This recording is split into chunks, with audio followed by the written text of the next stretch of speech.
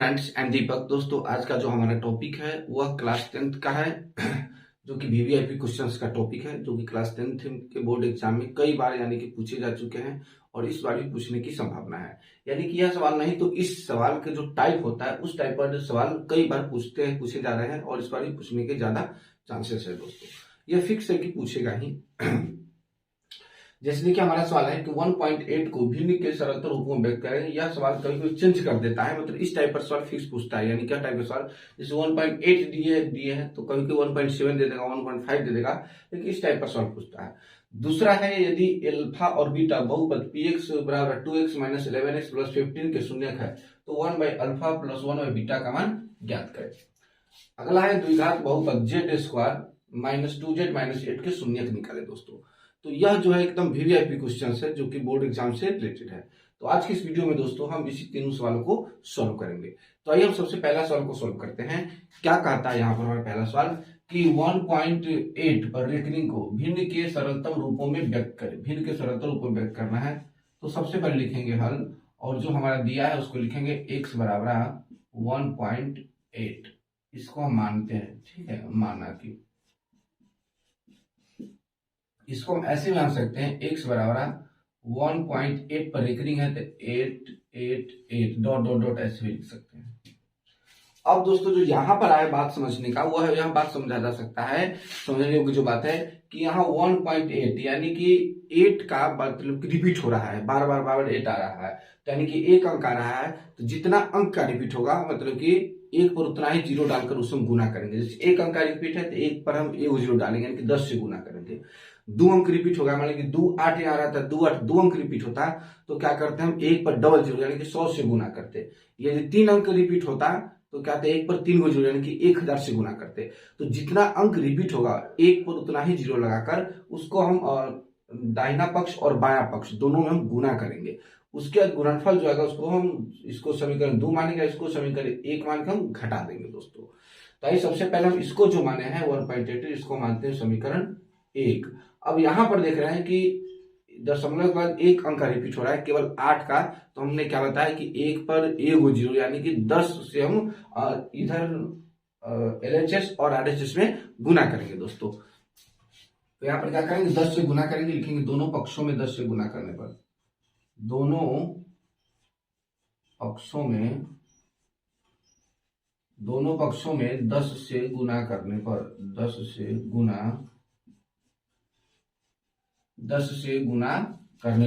गुना करते इधर हो जाएगा 10x और इधर हो जाएगा 18.888। इसके बाद आप यहाँ सोचेगा कि यहाँ एक वेट इधर है तो 2 यूनिट बचेगा। आप अपना मन से जितना 8 बैठा सकते कोई दिक्कत नहीं है। दशमलव के बाद 3 को 8 दिए, यहाँ भी दशमलव के बाद 3 को 8 दे दिया। हम यहाँ पर लिखेंगे समीकरण 2।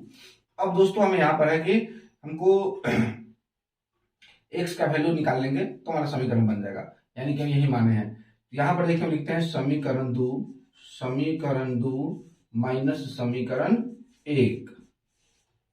समीकरण 2 हमारा है 10x equal to 18.888 dot dot dot, और समीकरण जो 1 है वह है x minus 1.888 dot dot dot.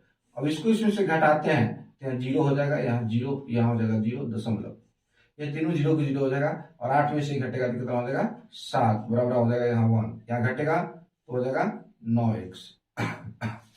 अब दशमलव का जीरो का वैल्यू नहीं होता है, यानी कि दशमलव है तो उसका जीरो हम लिख सकते हैं, तो कैसे लिख सकते हैं 9x इक्वल टू 17। अब दोस्तों हमें यहाँ x का मान निकालना है जो कि 9 है, तो 9 को हटाने के लिए हमको 9 से भाग करना पड़ेगा दोनों तरफ। इसमें 9 से 9 कट गया, यहाँ बच गया x बराबर 17/9, जो कि यही आपका आंसर हो जाएगा, यानी कि 1.8 का भिन्न के सरलतम रूप हो जाएगा 17/9 दोस्तों। तो दोस्तों आप यहां समझ गए इसका सरलतम रूप। इसमें एक ही ट्रिक्स काम करता है, यानी कि एक ही नियम विशेष रूप से काम करता है कि जितने अंक का रिपीट हो एक पर उतना ही जीरो डालकर हम उससे गुना करते हैं। हाँ, कभी कभी 2 बार गुना करना पड़ता है। वैसा स्थिति में किस स्थिति में, तो यदि दशमलव के यहाँ दशमलव दिया इसके बाद कोई अंक है उसके बाद रिपीट है, जैसे मान लिया जाए 2.85 इस पर एक है, तो पहले इसमें 10 से गुना करेंगे, दशमलव को यहाँ लाएंगे, पुनः जितना अंक रिपीट करेगा, यदि एक अंक रिपीट करता है तो पुनः दूसरा समीकरण में जिसमें 10 से गुना किया है उसमें हम फिर 10 से गुना करेंगे, यानी तो पहला समीकरण में 100 से गुना करेंगे।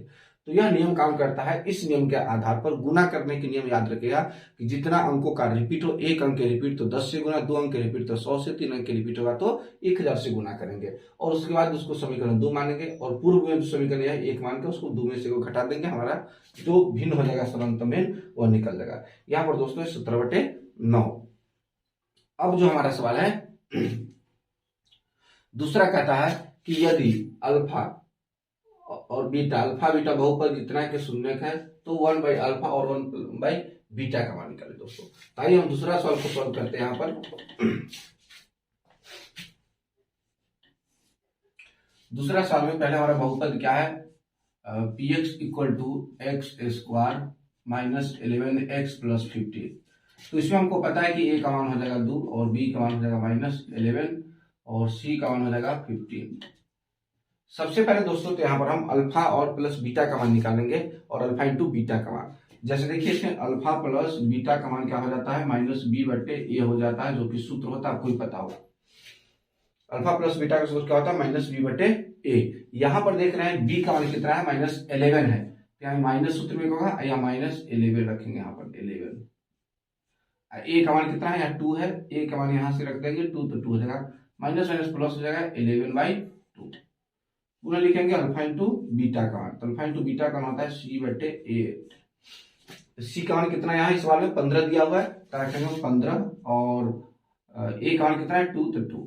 तो दोस्तों यहाँ पर हम अल्फा प्लस बीटा और अल्फा इंटू बीटा का मान निकाल लिए, जो कि यह दोनों आया है। अब हमें निकालना है 1/अल्फा प्लस 1/बीटा का मान निकालना है। तो इसको पहले हम जोड़ करना होगा, 1/अल्फा प्लस 1/बीटा। इसको बट्टा पर के जोड़ करने के लिए इसको हम लॉसन निकालेंगे, तो अल्फा इंटू हो जाएगा बीटा, क्योंकि लॉसन नहीं निकलेगा तो गुना हो जाएगा। अब अल्फा सिर्फ अगर भाग हो गया तो a गुने बीटा क्या हो जाएगा, बीटा प्लस बीटा से बीटा भाग कर जाएगा तो बचेगा अल्फा, तो a गुने अल्फा, तो अल्फा प्लस बीटा। इसको हम ऐसे भी लिख सकते हैं, अल्फा प्लस बीटा बटे अल्फा इंटू बीटा। अब दोस्तों यहाँ पर मान रख देंगे ऊपर अल्फा प्लस बीटा, तो अल्फा प्लस बीटा का मान हमें कितना निकला है 11/2, तैयार कर देंगे 11/2। पुनः क्या है alpha into beta, alpha into beta का कितना निकला है 15/2, तैयार कर देंगे हम 15/2। ठीक है, अब ये बट्टा पर के भाग है, इसको काट देंगे। देखिए 11/2 इंटू 2/15, जो कि 2 से 2 क्रॉस हो जाएगा, हमारे पास बच जाएगा 11/15। तो दोस्तों यह बहुत ही आसान सवाल था जो कि हमने बना दिया है। यहाँ पर दो चीजें ध्यान देना पड़ता है। पहला तो जो बहुपद उसको लिखेंगे, ए बी सी का मान निकालिए और अल्फा प्लस बीटा का मान निकालेंगे, यह करना है जो कि हर इस सवाल में करते हैं। उसके बाद यहाँ पर जितना दिया रहेगा उसको इस बट्टा के रूप में परिवर्तित कर लेंगे, बट्टा पर के जोड़ बना लेंगे, पुनः अल्फा प्लस बीटा का मान रख देंगे और उसके बाद हमारा आंसर निकल जाएगा फाइनली। तो फाइनली दोस्तों हमारे इस सवाल का आंसर 11/15 है और इसका आंसर है 17/9। तो दोस्तों आप सबसे पहले इसका स्क्रीनशॉट ले, तब हम प्रश्न संख्या 3 को सॉल्व करेंगे दोस्तों। तो दोस्तों अब हमारा सवाल बच गया प्रश्न संख्या तीसरा कि द्विघात बहुपद z² - 2z - 8 के शून्यक निकाले, यानी कि इसका शून्यक निकालना। यह बहुत ही आसान सवाल है, शून्यक निकालने वाला आप कई बार निकाल भी चुके होंगे। तो आइए हम इस सवाल का शून्यक निकालते हैं, जो कि हमारा सवाल है इतना है। तो लिखेंगे बहुपद z² -2z - 8 के शून्यक, इसका शून्यक करता निकालने के लिए। तो शून्यक निकालने की दोस्तों सबसे पहले इसके शून्य के बराबर करना होगा। तो क्या होगा z² -2z - 8 = 0। अब इसको हम दो विधि से निकाल सकते हैं, एक सूत्र विधि से निकाल सकते हैं शून्यक, और एक है फर्स्ट इंटू लास्ट विधि से, जो कि आसान विधि दोस्तों। तो आइए हम इसको फर्स्ट इंटू लास्ट विधि से निकालते हैं शून्यक। तो फर्स्ट इंटू लास्ट इसको यदि हम करते हैं तो कितना हो जाता है, यहाँ पर कर लेते हैं। हमारा फर्स्ट इसका है z² और लास्ट कितना है -8 है, z² है लास्ट -8। इसको हम गुना करते हैं तो माइनस हो जाएगा z के 8² -8z² होगा, यानी कि 8z² के फर्स्ट इंटू लास्ट किए, फर्स्ट और इंटू मतलब गुना लास्ट किए हैं, तो -8z² हुआ है। अब इसको तोड़ते हैं हम तो कितना आ जाएगा, तोड़ने पर हो जाएगा यहाँ पर होगा -z और कितना होगा -4z इंटू हो जाएगा 2z, क्योंकि -4z इंटू 2z करेंगे तो माइनस 4 दूना 8, यानी कि 8z आ जाएगा स्क्वायर। और यहाँ पर देखिए इस दोनों के हम जोड़ते हैं 4 माइनस 4z प्लस 2z, जोड़ेंगे तो कितना आ जाएगा माइनस 2z आएगा। जैसे देखिए यहाँ लिखते हैं माइनस 4z और प्लस 2z, तो माइनस 4z प्लस 2z, इससे घटेगा तो माइनस 2z। यानी कि हमको ऐसे संख्या का चुनाव करना है जिसको गुना करने पर माइनस 8z स्क्वायर और जोड़ने पर माइनस 2z आ जाए। तो वह संख्या हमें मिल गया दोस्तों यह माइनस 4z और 2z, जिसको गुना करेंगे तो माइनस 8z स्क्वायर और जोड़ेंगे तो माइनस 2z आ जाएगा। तो ऐसी संख्या हमको यहाँ पर ज्ञात करना था, तो लिखेंगे z square minus 4z plus 2z। अब इस दोनों को ऐड करेंगे तो माइनस, इसमें से माइनस 4z में से 2z घट जाएगा तो माइनस 2z आ जाएगा, यहाँ आ जाएगा माइनस 8 इक्वल टू 0। अब इस दोनों में कॉमन लेंगे, इसमें अलग कॉमन लेंगे, यहाँ लेते हैं तो z हो जाएगा कॉमन, यहाँ बचेगा z स्क्वायर में से वो निकल गया तो कितना बचेगा z, और यहाँ z निकल गया तो यहाँ 4 बच जाएगा, ठीक है।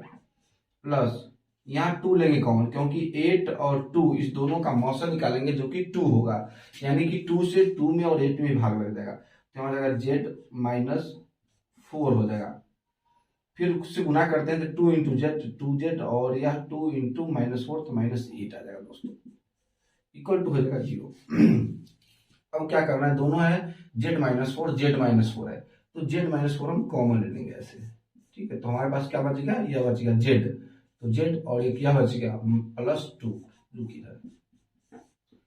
अब यह गुणनफल है जो कि 0 के बराबर आ गया है, तो दोनों को अलग अलग कर लेंगे। जैसे कि z है तो z माइनस 4 इक्वल टू 0, तो z बराबर हो जाएगा 4, पुनः z प्लस 2 इक्वल टू हो जाएगा 0, तो z बराबर हो जाएगा यहाँ पर माइनस 2। तो दोस्तों यहाँ पर 2 शून्य निकल गया, एगो z बराबर 4 निकल गया, एगो z बराबर माइनस 2 निकल गया। तो इसको लिख सकते हैं अतः बहुपद के शून्य,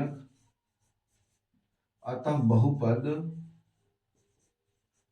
बहुपद z square minus 2z minus 8 के शून्यक, इतना के शून्य कितना होगा 4 एवं माइनस 2 है, 4 एवं माइनस 2 है दोस्तों। तो इतना के शून्यक 4 एवं माइनस 2। तो दोस्तों इस तरह से यह सवाल हमारा सॉल्व हो गया है। इसमें मुख्य रूप से 2 बातें ध्यान देनी होती है, फर्स्ट इंटू लास्ट। नहीं तो फर्स्ट इंटू लास्ट यानी कि गुना करेंगे और गुणनफल जितना आएगा, जैसे माइनस 8z स्क्वायर है, उसको इस तरह से तोड़ना है गुणनखंडों में कि गुना करने पर माइनस 8z स्क्वायर आए और जोड़ने पर माइनस 2z आए, जो कि यहाँ पर है माइनस 4z और 2z है, जिसको जोड़े हैं तो माइनस 2z आ गया है यहाँ पर, और गुना किए हैं तो 8z स्क्वायर आ गया। तो यही यह जो होगा माइनस 4z और 2z में टूट जाएगा दोस्तों। आप भी इस पर ध्यान रखिएगा कि किस गुणनखंड में टूटेगा, उसके आधार पर आप इसको बना सकते हैं। तो दोस्तों उम्मीद करते हैं कि आपको ये वीडियो अच्छा लगा होगा। अगर वीडियो अच्छा लगा हो तो एक लाइक कर दे, और चैनल पर पहली बार है तो सब्सक्राइब कर दे। मिलते हैं एक और वीडियो में दोस्तों, तब तक के लिए जय हिंद।